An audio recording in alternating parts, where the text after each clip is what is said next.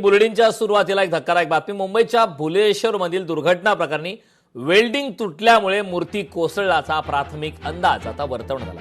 मूर्तीच्या सपोर्टसाठी असणारे वेल्डिंग तुटल्यामुळे ही दुर्घटना झाल्याचा अंदाज आहे. अग्निशामक दलाच्या प्राथमिक तपासात ही माहिती समोर आली आहे. तर मूर्तीला कोणताही सपोर्ट न मिळाल्याने दुर्घटना झाल्याचा अंदाज आहे.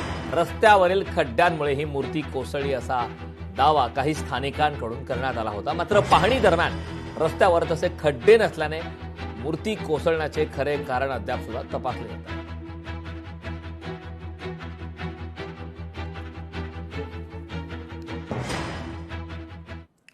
आज गणरायाच्या आगमनाची लगबग आहे. भुलेश्वर दुर्घटनेनंतर मूर्तिकार आणि गणेश मंडळ सतर्क झालंय.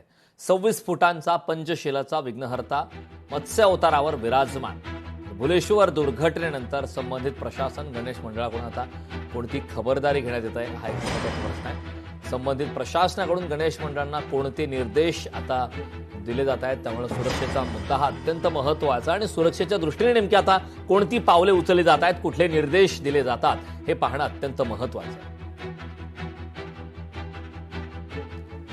भुलेश्वर दुर्घटना मूर्तिकार गणेश मंडळ आता सतर्क झालेत, कारण अतिशय धक्कादायक अशी घटना घडली आहे. आज गणरायाच्या आगमनाची लगबग आहे. भुलेश्वर दुर्घटनेनंतर आता मूर्तिकार आणि गणेश मंडळ मात्र सतर्क झालेत.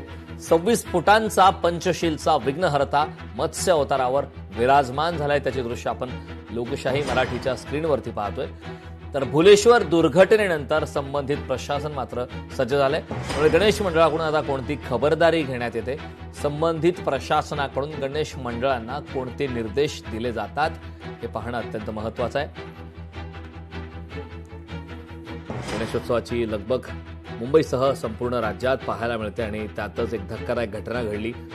या दुर्घटनेनंतर आता काळजी घेण्यात येते. भुलेश्वर दुर्घटनेनंतर मूर्तिकार गणेश मंडळ आता सतर्क झालेलं आहे. त्यामुळे आता काय सूचना संबंधित प्रशासनाकडून यावेळी दिले जातात हे पाहणं अत्यंत महत्त्वाचं आहे. भुलेश्वर दुर्घटना मूर्तिकार गणेश मंडळ सतर्क झालं, त्यामुळे आता संबंधित प्रशासनाकडून गणेश मंडळांना नेमके कोणते निर्देश दिले जातात हे पाहणं महत्त्वाचं आहे.